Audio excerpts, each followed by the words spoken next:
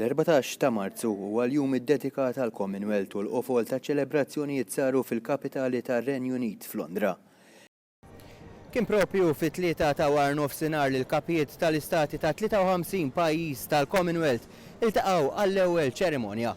Fil-fatt illum hija l-ġurnata tal-Commonwealth, il-Commonwealth li se jkun qed jiffoka fuq l-inklużjoni.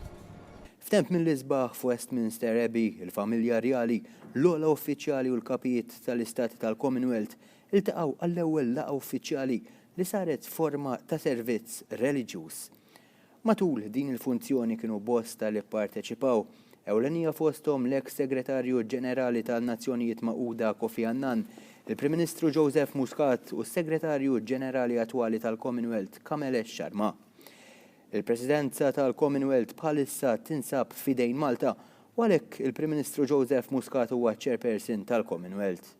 Presidenza mirata li ġib magħha aktar inklusività. Permezz l-iktar ukoll tal-kollaborazzjoni li għandna ma' Baroness Scotland, ma' Patricia Scotland. Ħankunu qegħdin naħdmu biex dawn l-ixlus li jidhru forsi sallum il-Commonwealth tiskartom biex ma toħloqx kontroversja.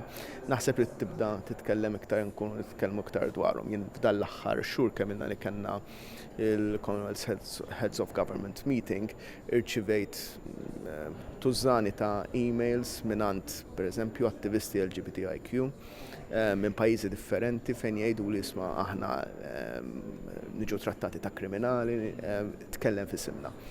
U dak li ħanippruvaw nagħmlu li issues bħal dawn issues ta' minoranzi jridu jiġu fuq l-aġenda.